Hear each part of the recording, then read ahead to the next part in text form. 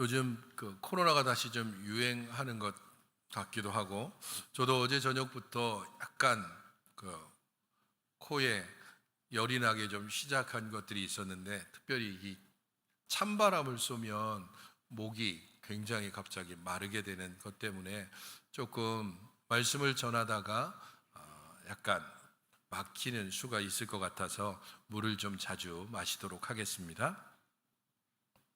어제 오후에 말씀을 막 준비하고 있는데 전화 한 통이 걸려왔습니다.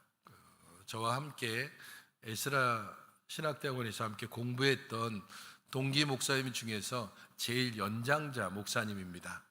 저희와 교단은 다르고요.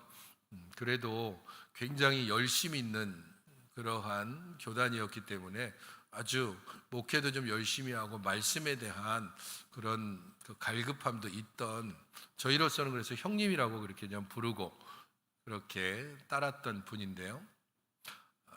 오래간만에 정말 전화를 받았습니다. 물론 중간에 소식은 들었죠. 더 이상 목회를 하지 않는다는 이야기를 들었고, 그렇기 때문에 전화를 받고 바로 물어봤습니다. 형님, 요즘 어떻게 지내십니까? 그러자 제일 먼저 한 말이, 야, 요즘 설교 준비 안 하니까 너무너무 좋더라. 이게 첫 번째 말이었고요. 아, 그래요. 근데 사업을 하는 것을 알았거든요. 아버지 사업을 물려받아서 목회를 할 때에도 두 가지를 함께 병행하고 있었습니다. 그러다가 목회를 접고 완전히 사업의 길로 들어선 거죠. 사업은 좀 어떻습니까? 잘 되고, 요즘 너무너무 번창하고 좋다. 이런저런 얘기를 하는 중에, 요즘 무슨 낙으로 삽니까? 그러니까 한 번씩 소주 마시는 재미로 산다. 아니, 꼭 그렇게 마셔야 됩니까? 그 좋은 걸 왜 안 마시냐고. 그러면서 이런저런 얘기들을 하는 거예요. 저희 동기의 단톡에 들어오지 않았기 때문에, 형님 동기의 단톡에 없는 것 같은데 동기 소식들 자꾸 물어보시길래 제가 초대할 테니까 앞으로 거기서 소식 듣고 기회 되면 한 번씩 좀 만납시다. 그렇게 하고 이렇게 전화를 끊었습니다. 한때 복음에 사로잡혀서 뜨거운 열정으로 하나님을 찬양하고 말씀을 준비하고 말씀을 공부했던 목사님, 저에게는 신앙의 선배가 되는 그분의 소식을 들으면서 안타까운 마음 하나, 그리고 안쓰럽고 답답한 마음도 가지고서 다시 남은 말씀들을 준비해 갔습니다. 삼손 이야기를 우리가 계속해서 살펴보고 있었는데, 이제 삼손 이야기의 거의 마지막 부분이기도 합니다. 들릴라와 만나고 결국에는 삼손이 몰락해 가는 과정을 통해서 하나님께서 특별한 능력으로 어머니의 뱃속에서부터 나실인으로 그렇게 택하고 이 땅에 나게 하고 사사로서의 사명을 부여했지만, 삼손의 이제까지의 살펴본 삶은 사사로서는 적합하지 않고 오히려 일반인들도 이렇게 살지 않겠다라고 하는 정도의 그야말로 무분별한 삶을 살아가는 삼손의 모습을 보면서 우리 자신의 모습을 다시 한번 돌아보기도 하고, 한때 뜨거웠던 우리들의 모습과 지금은 식어버린 우리의 모습을 다시 한번 살펴보게 됩니다. 삼손의 이야기를 우리 함께 살펴보도록 하겠습니다. 1절을 같이 한번 읽어보시기 바랍니다. 1절입니다. 시작.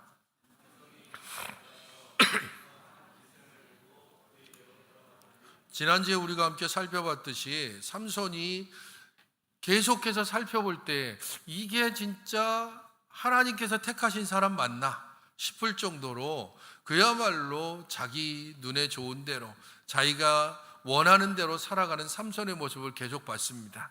하지만 지난주에 우리는 하나의 소망을 볼 수 있었습니다. 왜냐하면 나귀 턱뼈로 순식간에 1000명이나 되는 블레셋 사람을 물리치는, 그래서 시체로 산더미를 쌓았던 삼손을 살펴봤기 때문입니다. 그래, 이게 삼손이지. 삼손이라면 적어도 자기의 원수 블레셋을 이렇게 물리치고 이제 다시 영웅으로 그가 사사로서 다시금 하나님의 부르심을 따라 살지 않을까라고 하는 기대를 살짝 가졌는데, 오늘 본문은 여지없이 삼손이 이전과는 다르지 않은 모습을 보여주는 것을 알 수 있습니다. 가사로 갔고 거기서 한 기생을 보았고 그에게로 들어갔습니다. 가사라고 하는 이 도시는 블레셋의 유력한 5도시 중에서 가장 남쪽에 있는 도시입니다. 그렇다면 이것은 삼손이 그야말로 블레셋 지역을 그냥 아무 거리낌 없이 다녔다는 의미가 되기도 합니다. 왜 갔는지는 이유가 명확지 않습니다.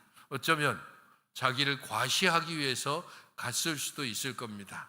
성경이 명확하게 밝혀지지 않는 것을 가능한 한에서 추측해 볼 수는 있지만 그게 진짜 옳다라고 볼 수는 없기 때문에 그냥 추측해 보기를, 어쩐 이유인지는 알 수 없지만 어쨌든 블레셋 지역 가장 깊숙한 곳까지 삼손은 내려갔습니다. 그리고 거기에서 한 기생을 만났습니다. 문제는 여기 쓰여지고 있는 이 기생이라고 하는 단어에 있습니다. 이 기생이라는 단어가 사사기에서는 특별한 의미로 쓰입니다. 어떤 때 쓰였는지는 사사기 2장 17절을 보면 그들이 그 사사들에게도 순종하지 아니하고 오히려 다른 신들을 따라가 음행하며 그들에게 절하고, 8장 33절에서는 기드온이 이미 죽음에 이스라엘 자손이 돌아서서 바알들을 따라가 음행하였으며, 이때 음행했다라고 하는 단어가 여기 쓰여지는 기생이라는 단어와 동일한 단어를 쓰고 있습니다. 우리가 잘 알고 있는 기생 라합, 그랬을 때 그 기생이라는 단어도 여기 이 단어를 사용하고 있습니다. 그렇기 때문에 삼손이 한 기생을 보았고 그에게로 들어갔다라고 하는 것은 삼손이 사사로이 자신의 사사로서의 사명감을 잊어버리고 갈 때까지 갔다라는 것을 보여주는 단어이기도 합니다. 그야말로 자기 욕망에 사로잡혀서 사명을 버리고 기생에게 갔다, 배교했다, 음행했다라는 뜻이 되는 겁니다. 그래서 1절에서는 삼손의 행동에 대해서 소개할 때 매우 간략하게 그리고 동사만을 사용합니다. 삼손이 갔다, 삼손이 보았다, 삼손이 들어갔다. 지극히 육적이고 지극히 그냥 감각적인 삼손의 모습을 그대로 보여주고 있습니다. 이렇게 삼손이 가사에 들어가자 가사에 있는 사람들 사이에 난리가 일어났습니다. 삼손이 왔다, 두려운 자가 왔다, 우리 동족들을 죽인 자가 왔다. 그러자 삼손을 붙잡기 위해서 가사 사람들은 하나의 계략을 펼칩니다. 그들은 삼손이 기생의 집에 들어간 것을 알고 밤새도록 매복하고 밤새도록 조용히 했습니다. 2절과 3절은 밤이라는 단어를 두 번씩 사용합니다. 가사 사람들이 밤에 삼손을 향해서 행동하는 두 가지 행동은 밤새도록 매복하고 밤새도록 조용히 함으로 삼손을 치려고 했습니다. 그에 대응하는 삼손의 행동도 밤이라는 단어 두 개가 등장하고 있습니다. 그는 밤중까지 기생의 집에 누워 있었고 밤중에 일어나서 성문짝을 뜯어서 헤브론까지 갔다라고 하는 겁니다. 밤이라고 하는 단어를 일부러 지금 두 번씩 총 4번을 사용하고 있습니다. 그것을 통해서 하나의 의미를 전달해 주려고 하기 때문입니다. 삼손 이야기를 처음 시작할 때 뭐라고 여러분들에게 말했는지 기억 못 하실 테니까 당연히 말씀드리겠습니다. 삼손 이야기는 단순히 삼손 개인의 이야기가 아니고 이스라엘 전체를 보여주는 아주 잘 짜여진 이야기입니다. 그렇기 때문에 여기 등장하는 단어 혹은 이야기, 그 구성, 그런 모든 것들이 잘 짜여져서 우리들에게 전달해 줍니다. 그래서 6장 1절부터 3절 내용은 사실 딥나 여인의 이야기가 나오고 있는 4장 1절부터 3절 이야기와 정확하게 그 구조가 일치합니다. 그런 면에서 지금 첫 등장도 여인의 이야기, 마지막 몰락도 여인의 이야기로 시작하고 있는데, 그 시작점에서 밤이라고 하는 단어를 등장시키는 의미는 가장 중요한 들릴라 이야기와 연결시키기 위해서입니다. 밤, 들릴라, 이게 무슨 의미가 있는가? 들릴라라고 하는 여자의 그 이름의 뜻 때문입니다. 들릴라는 밤의 여인이라고 하는 의미가 있습니다. 그래서 지금 밤이라고 하는 단어를 소개하고 있어서 자연스럽게 4절 이후부터 핵심이 되는 들릴라의 이야기와 연결시키기 위해서 밤이라는 단어를 4번이나 사용하고 있는 겁니다. 또 하나의 의미도 있습니다. 지금 삼손이 어디에 있는지, 삼손이 지금 하는 행위의 의미가 무엇인지를 알게 하기 위해서 밤이라는 단어를 사용하는 겁니다. 삼손은 지금 밤 가운데 누웠고 밤 가운데 행하고 밤의 공격에 노출되어져 있다는 겁니다. 그는 지금 밤의 행실을 행하고 있습니다. 그러기 위해서 지금 거듭거듭 밤이라는 단어를 사용해 줍니다. 하지만 이렇게 이어지는 그런 내용들 가운데 삼손은 놀라운 계력을 행하죠. 성문짝을 뜯고, 성문짝뿐 아니라 그 옆에 있는 기둥 그리고 빗장까지 다 뜯어서 헤브론까지 갑니다. 가사에서부터 헤브론까지는 정확한 위치로 생각해 봤을 때 차이가 좀 나긴 하지만 최소 30km, 그리고 길게 보면 대략 한 60km 정도쯤 거리가 떨어져 있습니다. 이건 뭘 말하냐 하면 그냥 지금 성문짝 뜯어서 한 100m 정도쯤 돼서 버린 게 아니라는 겁니다.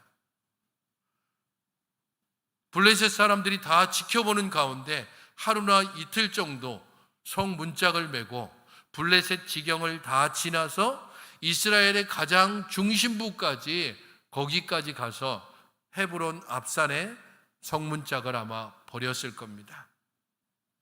이것을 통해서 우리는 지난주에 살펴봤던 유다 사람들 그리고 이스라엘 사람들의 블레셋에 대한 자신들의 입장을 생각해 볼 수 있습니다. 삼손이 블레셋 사람들을 해치기 위해서 그 짐승을 잡았고 불을 놓아서 곡식을 다 태워버렸습니다. 그것 때문에 블레셋과 유다 사이에 갈등이 생겼고, 유다 사람들은 자신들에게 쳐들어온 블레셋 사람들을 보고 오히려 3,000명이나 삼손에게 가서 이렇게 말합니다. 블레셋 사람들이 우리를 다스리는 줄을 왜 너만 모르냐? 블레셋 사람들이 우리를 다스리는 것을 그냥 당연한 것으로 이스라엘이 받아들이고 있습니다. 힘이 없어서라는 이유가 될 수도 있을 겁니다. 우리에게 무기가 없어서라는 뜻도 될 수 있을 겁니다. 우리가 지금 하나님의 통치를 받아들이는 것보다 차라리 블레셋이 우리를 다스리는 게 훨씬 유리해 라고 하는 현실적인 이유도 있을 겁니다. 하지만 한 나라가 다른 나라의 지배를 받는다는 것, 그것은 1차적으로는 힘이 없기 때문입니다. 구한말 우리나라가 일제의 통치를 받아들였던 것도 그런 이유 때문이기 때문입니다. 당연한 것으로 받아들이는 그 이스라엘을 향해서 삼손의 이 행동은 그게 틀렸다라는 것을 보여주는 겁니다. 이스라엘에 군사가 없습니까? 삼손 하나 잡으라고 유다 지파에서만 3,000명이 동원됐습니다. 이스라엘에 용사가 없었습니까? 삼손 한 사람이 나귀턱뼈로 1,000명이나 되는 블레셋 사람들을 물리쳤습니다. 성 문짝을 메고 30km에서 60km 정도를 걸어가는 삼손이라고 하는 용사가 있었습니다. 그런데도 지금 이스라엘은 블레셋의 지배를 받고 있고 그것을 당연한 것처럼 생각합니다. 물질의 문제가 아니고 무기의 문제가 아니고 지금 이들에게 영적인 문제가 있다는 것을 보여줍니다. 그냥 하나님의 하나님 되심을 알지 못하니까, 하나님의 왕 되심을 인정하지 않으니까, 그러니까 세상이 하나님보다 더 크게 보이고 상황이 현실보다도 훨씬 더 자기를 짓누르는 것처럼 보이는 겁니다. 사사인 삼손은 여자 뒷공문이나 쫓아다니고 있고, 이스라엘은 자신의 힘을 모아 블레셋에 대항하기보다는 오히려 삼손을 붙잡으려고 3,000명이나 되는 사람을 동원하고 있는 게 이스라엘의 실정입니다.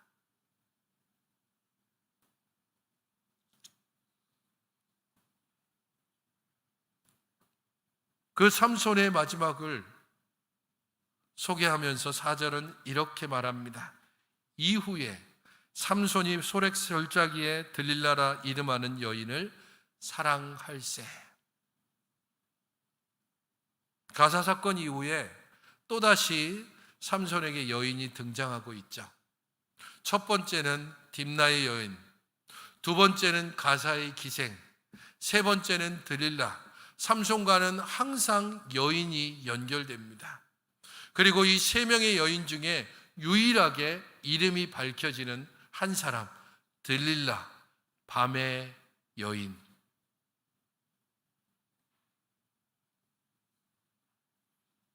왜 들릴라라고 하는 이름이 그렇게 등장하고 있고 이게 어떤 의미가 있는가?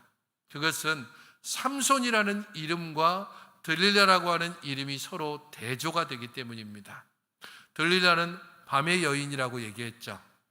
삼손은 무슨 뜻이죠? 그 의미가 작은 태양입니다. 태양과 밤은 함께 할 수 없습니다. 그런데 지금 둘이 함께 합니다. 사실 태양이 밤을 더 사랑하고 있습니다. 뒤에 우리가 보는 것처럼 밤은 어떻게든지 태양의 비밀을 캐어내서 태양을 블레셋 사람들에게 넘기고자 합니다.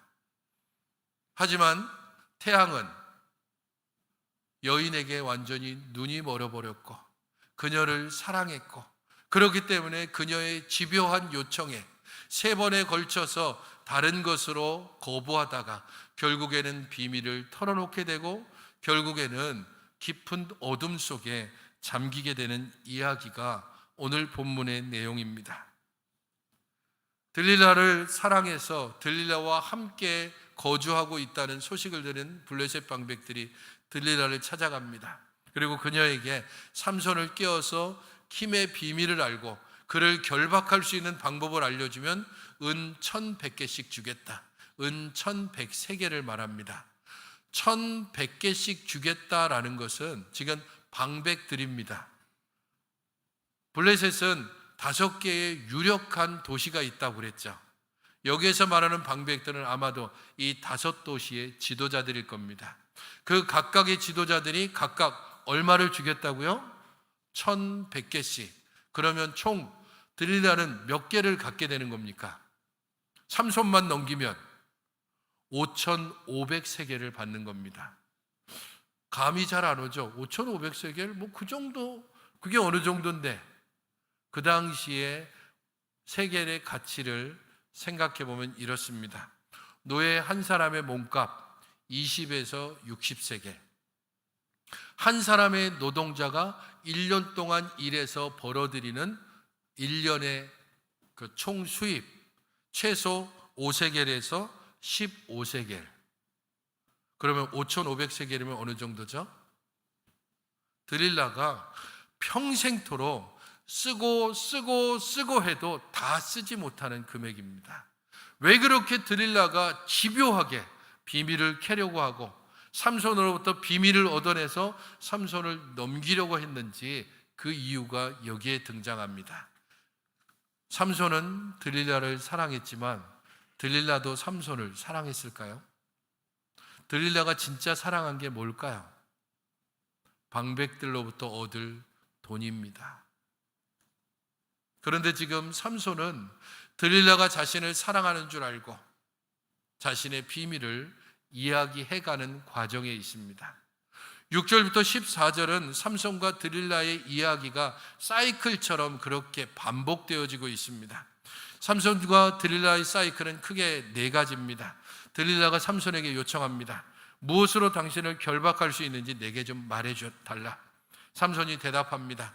마르지 않는 새 활줄 7으로 나를 묶어라. 새 밧줄로 나를 묶어라. 아니면 내 머리털 7가닥을 배틀에 짜라. 그러면 들릴라가 블레셋 사람들에게 이야기해서 블레셋 사람들이 포위합니다. 밤새도록 방 안에 매복하는 겁니다. 하지만 번번이 그 일은 실패로 돌아갑니다. 삼손이 탈출을 시도하기 때문입니다.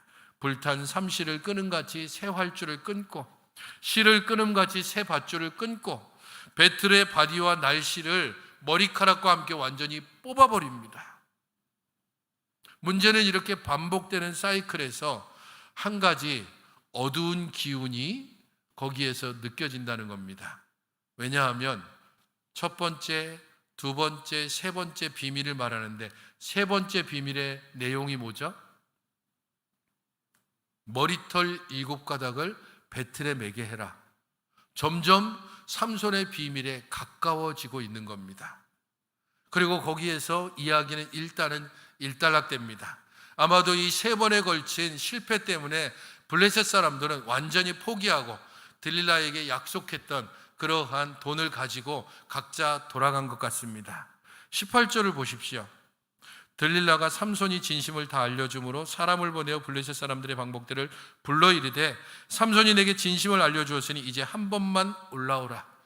철수! 블레셋 사람들이 3번에 걸쳐서 실패하자. 이제 그만하자.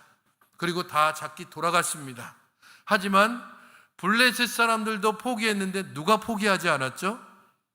들릴라가 포기하지 않은 겁니다. 포기하기에는 그 금액이 너무 크니까.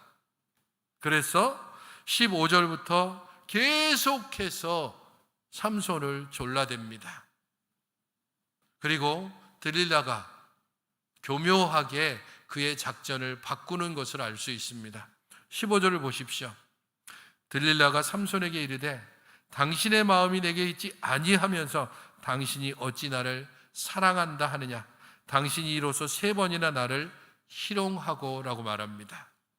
가장 남자에게 약한 무기, 나 진짜 사랑하는 거 맞아? 이렇게 이야기하고 그러면서 끊임없이 계속해서 삼손을 괴롭힙니다. 정확한 팩트까지 이야기합니다. 3번이나 나를, 무려 3번이나 당신이 나에게 거짓말을 했다. 당신의 사랑한다는 말을 더 이상 믿을 수 없다. 날마다 그 말로 그를 재촉하여 조름해 삼손이 죽을 지경이 됐다라고 말하고 있습니다. 날마다 3번씩이나 당신이 진짜 나를 사랑하는 건 맞다면 당신의 비밀을 이렇게 3번씩이나 나에게 거짓으로 말할 수 없어. 더 이상 내 손을 잡을 수도 없고 더 이상 당신에게 음식을 차려주지도 않겠어. 아마도 끊임없이 그녀가 이렇게 삼손을 괴롭게 했을 겁니다. 들릴라의 이 바뀌어진 전략 때문에 삼손은 결국 번뇌하고 결국 비밀을 털어놓게 됩니다. 삼손이 어떻게 말하고 있습니까? 내 머리 위에는 17절입니다. 삭도를 대지 아니하였나니 이는 내가 모태에서부터 하나님의 나실인이 되었음이라. 이 말씀을 잘 곱씹어 보십시오. 삼손이 자기가 나실인이라는 걸 몰랐습니까? 태어나면서부터 하나님께서 자신을 택한 자라는 사실을 몰랐던 게 아닙니다. 딥나의 여인을 만나러 갈 때에도, 가사의 기생에게 들어갔을 때에도, 들릴라의 품 안에서 그렇게 꽁냥꽁냥 거릴 때도 여전히 자신이 나실인이라고 하는 사실을 잊은 것이 아닙니다. 문제는 나실인이라는 것과 자신의 육적인 욕망 이 두 가지 사이에서 끊임없이 번민하면서 그리고 계속해서 육적인 길을 선택했다는 데 있습니다. 자신의 사명감을 뒤로 접어두고 자신의 육체적인 욕망을 채우는 일에 더욱더 몰입해 들어가는 삼손의 모습을 볼 수 있습니다. 이제 그 모든 것을 알게 된 들릴라가 블레셋 사람들의 방백들을 부르고 이 방백들이 은을 가지고 올라왔다라고 말하고 있습니다. 이제 더 이상 미룰 수 없어서 19절을 보십시오.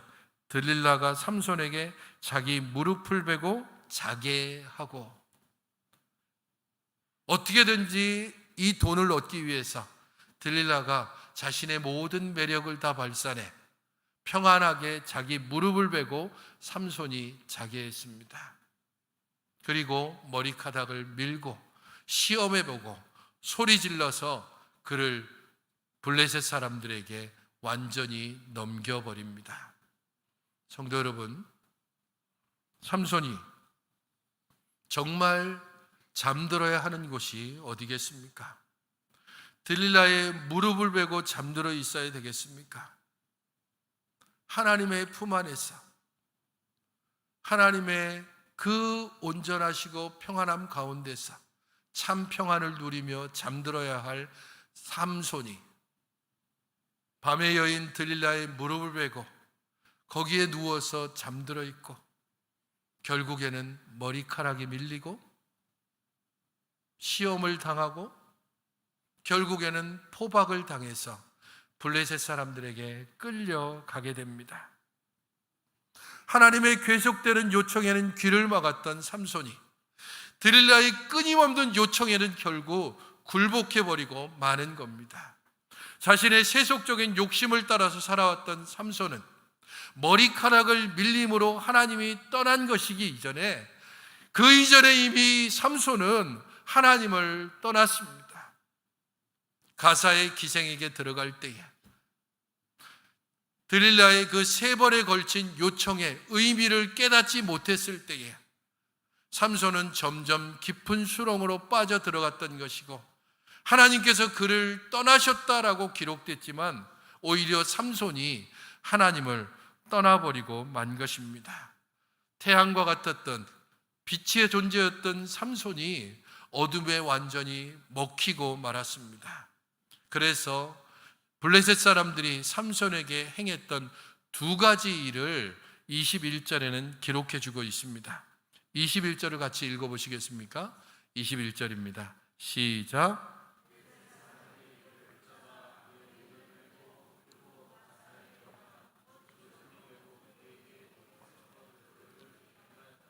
두 가지가 다 상징성이 있습니다. 첫 번째, 블레셋 사람들이 삼손에게 행한 것이 뭐죠? 눈을 빼버렸습니다. 기억하십시오. 삼손은 지극히 육적인 사람이었습니다. 딥나의 여인을 보고 내가 그를 좋아합니다. 그래서 그 여인과 결혼하려고 했습니다. 가사의 기생을 보고 즉시 들어가서 거기에서 밤중도록 머물렀습니다. 들릴라를 보고 그녀를 사랑했습니다. 삼손으로서는 더 이상 육적인 눈으로 보는 것을 통해서 하나님의 사사로서의 역할들을 감당할 수 없었습니다. 하나님이 차마 삼손의 눈을 빼버리지는 못하니까 블레셋을 통해서 그의 눈이 빼어지고 더 이상 육적인 눈으로 여인을 바라볼 수 없고 여인을 사랑할 수 없는 존재가 되었습니다. 두 번째는 무엇입니까? 놋줄로 메어서 옥에서 맷돌을 굴리는 존재가 됐습니다. 원래 삼손은 어떤 존재여야 했습니까? 하나님께 메어서 하나님의 일을 하고 이스라엘을 구원하고 블레셋 원수를 물리쳐야 하는 삼손이 오히려 블레셋에게 매여서 연자맷돌을 굴리는 그런 비참한 신세가 되었습니다. 죄에 깊이 빠져들어가고 죄에 사로잡히고 결국에는 죄에게 완전히 먹혀버린, 어둠을 따라가다가 결국에는 두 눈이 뽑혀서 영원한 어둠 가운데 빠져버린 삼손을 우리는 보는 것입니다. 거기에서 끝났을까요? 22절은 우리에게 하나님의 일하심, 하나님의 희망을, 그 은혜를 다시금 보여주는 것입니다. 그의 머리털이 밀린 후에 다시 자라기 시작했습니다. 머리털을 민 것도 사람이었습니다. 머리털을 밀리기까지 어리석고 어리석게 밤의 여인을 사랑했던 것도 삼손이었습니다. 사람은 끊임없이 하나님의 일을 헝클어뜨리고 하나님의 뜻과 반대의 길을 가고 머리털이 완전히 다 밀려서 하나님이 함께 할 수 없는 그런 부정하고 죄악된 존재가 되었습니다. 하지만 22절을 보십시오. 그의 머리털이 밀린 후에 다시 자라기 시작했습니다. 사람은 머리털을 밀려버리고 말고, 사람은 머리털을 밀어버리지만은 하나님은 그것을 다시 자라게 하십니다. 하나님은 다시 삼손을 찾아가시는 것이고, 삼손에게로부터 일하기 시작하시는 것이고, 삼손에게 은혜를 베풀어 주시는 것이고, 삼손에게 다시 한번 기회를 주시는 것입니다. 성도 여러분, 우리의 지나간 세월들을 돌이켜 생각해 보십시오. 하나님의 뜻대로 살아온 날보다 하나님을 거스려 헛된 길로 나간 일이 훨씬 더 많았습니다. 하지만 그렇게 우리가 멸망했습니까? 하나님께서 그때마다 우리의 머리털을 삼손으로부터 자라게 하시듯이 다시금 은혜를 부어주시고, 다시금 기다리시고, 다시금 속삭이시고, 다시금 끌어안으시고, 때로는 우리를 깊은 수렁에 손뻗어 우리를 일으켜 세우시고, 도닥이시고, 채워주시고, 우리를 기다려 주셨습니다. 이 하나님의 은혜 때문에 지금 우리가 이렇게 하나님 앞에 예배자의 자리에 있는 것이고, 하나님의 이름을 감히 이 죄된 입술로 부를 수 있는 것입니다. 하나님의 은혜는 우리의 죄를 넘어섭니다. 하나님의 은혜는 우리의 죄악을 충분히 뒤덮을 수 있습니다. 하나님의 은혜는 우리를 가장 깊은 절망에서부터 가장 큰 소망으로 인도해 갈 수 있습니다. 우리 스스로는 끝났다 생각하는 바로 그 지점, 삼손의 머리털이 밀리고 두 눈이 뽑혀지고 옥에서 면자맷돌을 돌리고 있는 바로 그 지점에서 하나님께서 그의 머리털을 자라게 하셨듯이 다시금 우리에게 은혜를 주시고, 우리에게 기회를 주시고, 우리로 다시금 하나님의 백성으로, 하나님의 자녀로 살아갈 수 있게 하시는 것입니다. 이 은혜 때문에 우리는 또 한 주를 사는 것이고, 또 이 땅의 삶을 살아갈 소망을 다시금 얻게 됩니다. 성도 여러분, 그 은혜에 매달려 그 은혜를 의지하고 그 은혜를 바라보며 다시금 소망 가운데 이 한 주를 믿음 안에서 하나님의 백성답게 살아가시기 바랍니다. 처음 말씀드렸던 그 함께 공부했던 목사님, 그 목사님께 이제는 스스로 목사라고 이야기하지도 않고 이제는 그 사업에 깊이 빠져들었던 그 형님이 왜 제게 전화했는지를 곰곰이 생각해 봅니다. 다시 한번 손잡아 달라고, 나도 이전처럼 다시 그렇게 회복하고 싶다고. 어쩌면 그렇게 형님 어쩐 일입니까? 그냥 갑자기 생각나서 그렇게 전화드렸던 형님을 기회가 되는 대로 다시 연락하고 만나고, 그래서 다시금 회복시키고 싶습니다. 우리 주변에 그런 이들을 생각하며 때로는 우리 자신들도 그렇게 회복되어야 하는 존재임을 생각하며 하나님의 풍성한 은혜, 그 은혜가 우리를 충만하게 채우고 우리에게 은혜 주시는 그 예수 그리스도로 우리가 충만해지기를 소망하면서 함께 우리 다시금 소망 가운데 이 한 주를 시작하시는 여러분들이 되시기를 주님의 이름으로 축원드립니다. 기도하시겠습니다. 주 하나님, 저희들을 주의 은혜 가운데 붙드시고 그 은혜 가운데 새롭게 하여 주셔서 다시금 우리 주님의 은혜를 의지하며 나아가게 하시고 다시금 우리를 새롭게 하시는 그 은혜로 말미암아 일어서게 하여 주시옵소서. 우리 안에 은혜로 충만하게 하시고 예수 그리스도로 충만하게 채워 주시옵소서. 예수님의 이름으로 기도하옵나이다. 아멘.